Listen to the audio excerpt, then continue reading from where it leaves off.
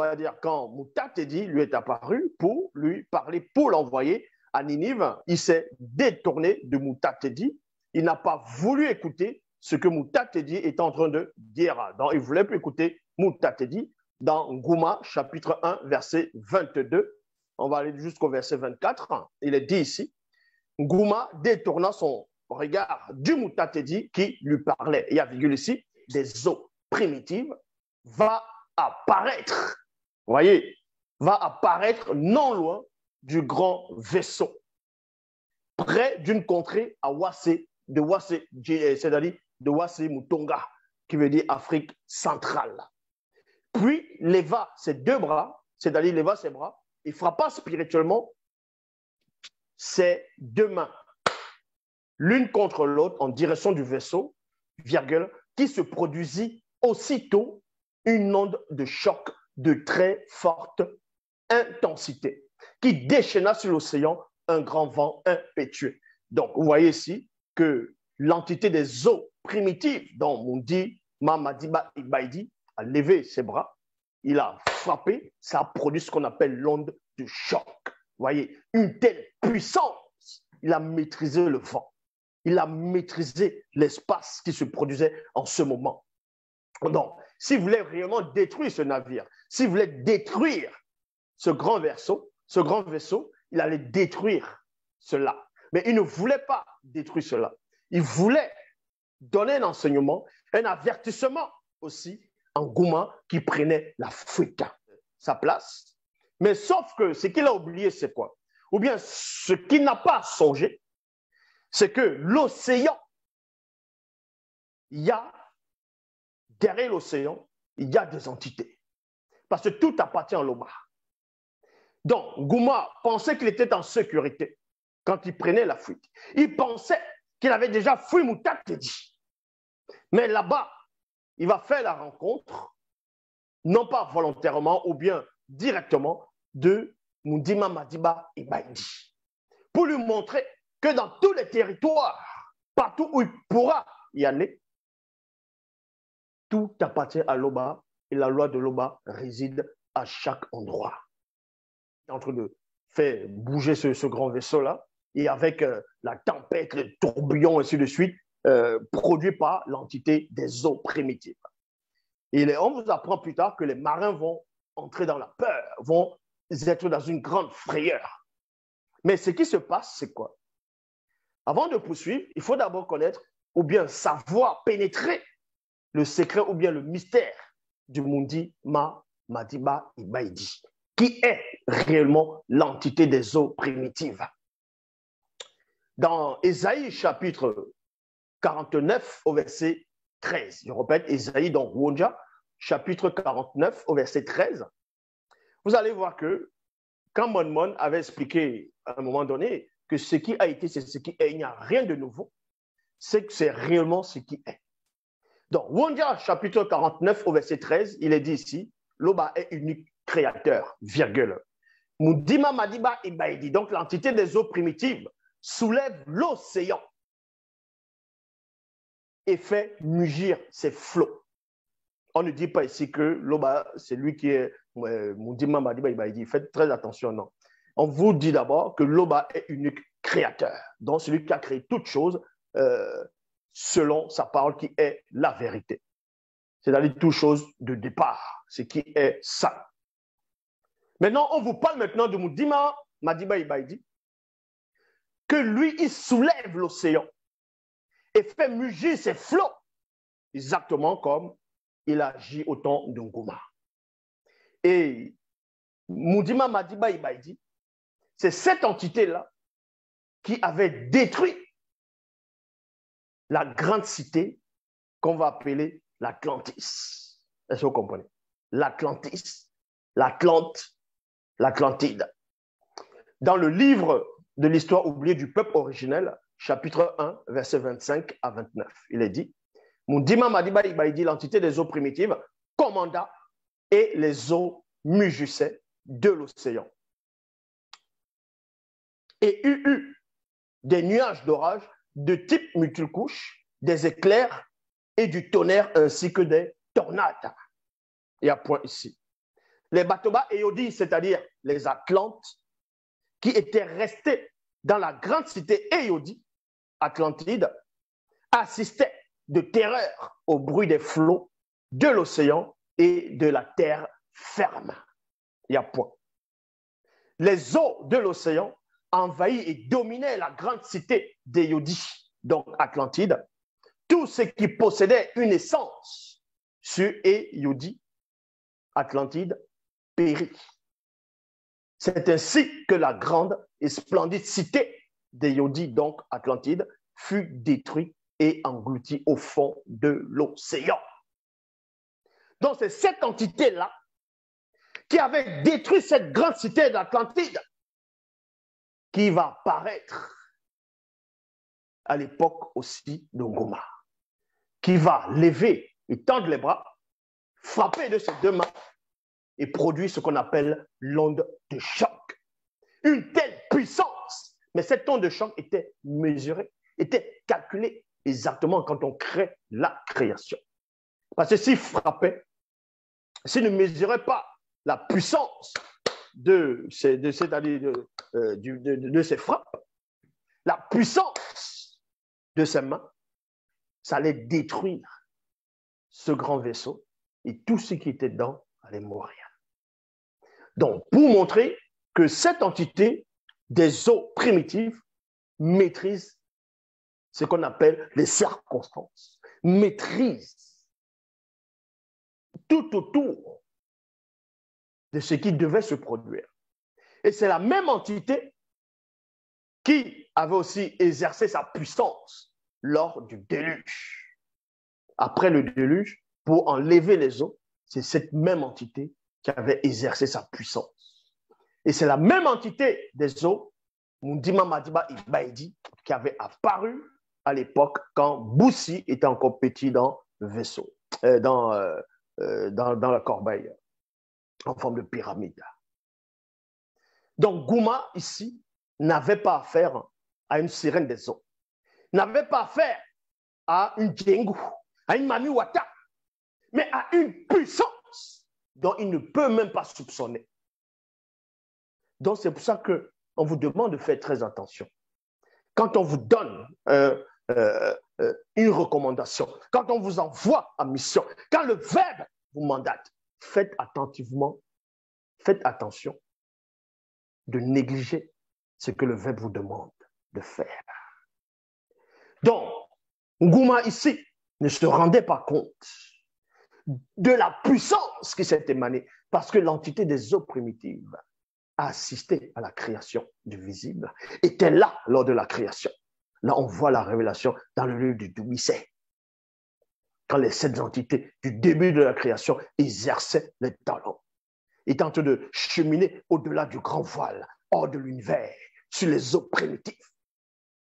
Et on vous apprend que l'entité des eaux primitives était aussi, non pas directement avec eux, mais était dans le lieu.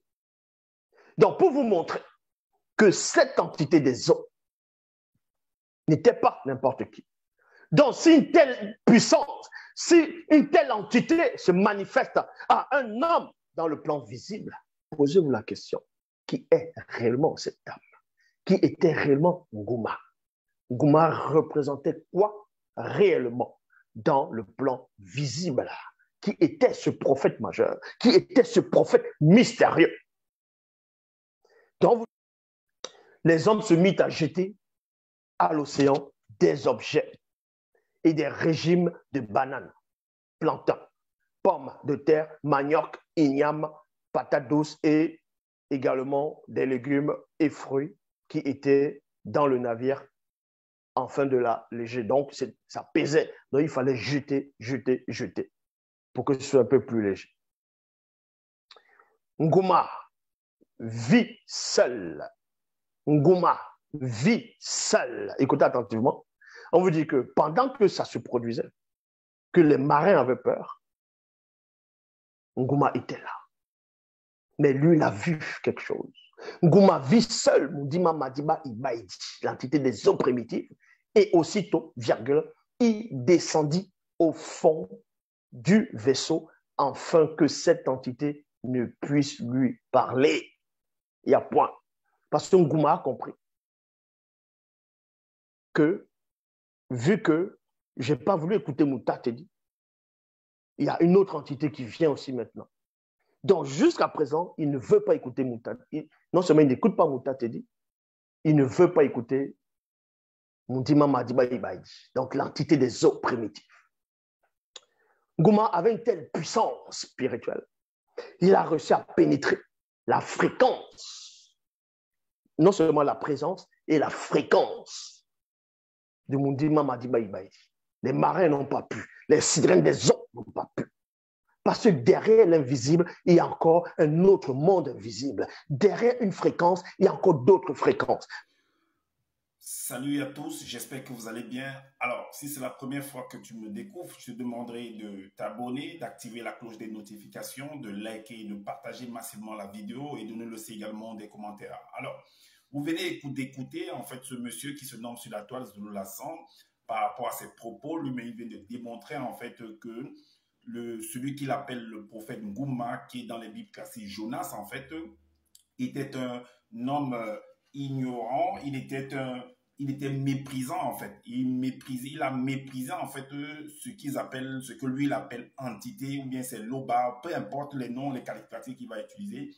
Ngouma, qui est Jonas dans les Bibles classiques, Zululapa lui-même par les écrits démontre que Ngouma est méprisant. Démontre également que Ngouma est ignorant. Et démontre également que Ngouma est maudit par son comportement. Et on va vous donner des versets pour vous montrer encore une fois de plus que voilà qui a provoqué, atteste en fait les dires de ce personnage de Zulu Lassan. Et vous allez comprendre par là que, ou alors vous allez analyser, vous allez comprendre par là que Zula en fait c'est un usurpateur d'identité, c'est un bandit, c'est un féman qui vient juste raconter du n'importe quoi, des bobas, c'est un plaisantin. Il doit se taire. Il n'a rien à venir enseigner aux gens. Il n'est pas différent de toutes les autres personnes qui viennent dire, raconter, ils viennent faire de la comédie afin de voler de l'argent aux gens et ainsi de suite. Alors, c'est parti. On va entrer dans les versets pour vous démontrer que réellement, ces trois mots, c'est-à-dire que méprisant, ignorant et maudit, par rapport qui s'adresse à ce personnage de Ngouma, ou c'est sa famille, ou c'est quoi, c'est lui celui qu'on connaît. On va aller en fait dans le psaume 135, dans le livre de ce monsieur.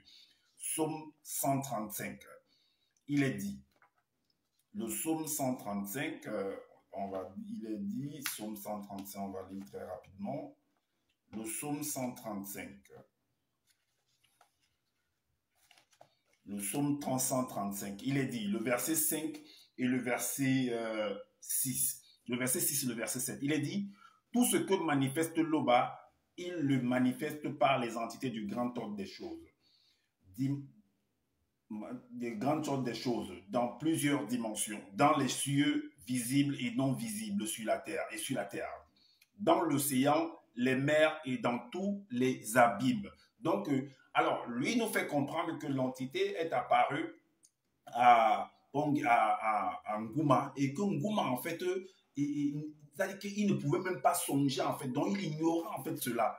Or, dans les écrits, on nous fait comprendre que quand le Loba, ou alors créateur, peu importe ce que Zulava, le nom qu'il va donner, bon, lui donne le nom de Loba, que quand il veut faire quelque chose, il annonce toujours cela à ses prophètes. Mais Ngouma, que lui va venir présenter que c'est un être, un prophète puissant, mystérieux, ignorant en fait les entités qui sont derrière les eaux, selon leur histoire qu'ils viennent raconter. L'entité des saisons, le verset c'est l'entité des saisons fait monter les nuages des extrémités de la terre. Elle produit les éclairs et la pluie. Elle tire le vent de ses trésors. Donc, Ngouma ignorait toutes ces choses-là. Il ignorait en fait cette science qui veut que quand il y a la tempête, que ce sont les entités, c'est l'entité en charge de ces Madiba, entité en charge de Madiba et Baïdi, comme Zulula l'a dit. Donc, Ngouma, lui, il ignorait en fait cette science-là. C'est ce que Zulula veut nous faire comprendre. On va également dans Ngouma 1 au verset 22. Vous allez voir que Ngouma, en fait, est méprisant. Le verset 22 du livre de Ngouma, dans le livre de ce monsieur de Zulula, le chapitre 1, le verset 22. Le verset 22, voici ce qu'il dit. Ngouma détourna son regard de l'entité qui lui parlait, se leva et partit de cet endroit pour s'enfuir loin de la face afin de ne plus de ne plus l'écouter. Mais vous imaginez que vous êtes en train de parler avec une personne, alors votre supérieur, votre parent, et il est en train de vous parler, et vous détournez le regard, vous vous détournez de lui. Mais comment ça s'appelle? C'est pas un mépris, un manque d'éducation de base. Et vous dites que dans l'autre, l'enseignement, c'était un prophète puissant, initié, redoutable, mystérieux. Mais il s'est moqué en fait de ton loba. Il a méprisé ton loba. Il a méprisé l'entité que tu dis que c'est le loba qu'il a envoyé. Alors encore dans le verset de Jérémie, pour montrer qu'il est maudit. Qu'il est maudit. Dans Jérémie, le livre dans la Bible classique, Jérémie chapitre 48 au verset 10, il est dit, maudit soit celui qui fait avec négligence l'œuvre de l'Éternel. Maudit soit celui qui éloigne son épée du carnage. Alors, l'entité Loba envoie l'entité selon vos récits que vous avez écrits. Moi, je viens analyser tout simplement. Hein. Loba envoie en fait l'entité de venir dire à Ngouma d'aller à une mission. Lui, il refuse carrément. Il se détourne et voilà ce que la parole dit, les écrits disent que maudit soit celui qui éloigne son épée du carnage, qui fait négligemment l'œuvre de Dieu. Alors, vous venez de voir que effectivement, ce Ngouma-là que Zoula vient nous présenter, que c'était un prophète mystérieux, puissant et ainsi de suite, il est méprisant, il est ignorant des Écritures, de la science et il est maudit également. Alors, c'est ce que j'avais à vous présenter, afin que vous puissiez voir que ce monsieur, en fait, c'est un plaisanteur de Zoula. Ce monsieur avec toutes ces entités, tous ces blablabla qui viennent raconter. Donc, vous aussi pouvez analyser. Et vous pouvez analyser avec moi afin de comprendre. Donc, comme je dis généralement que je n'ai pas la science, si vous trouvez qu'il y a des manquements par rapport à ce qu'il vient de dire, dites-le en commentaire. Sinon, faites des vidéos également pour pouvoir éclairer les uns et les autres. Et prenez soin de votre santé, prenez soin de votre famille. Et je vous dis à bientôt pour une prochaine vidéo. Ciao.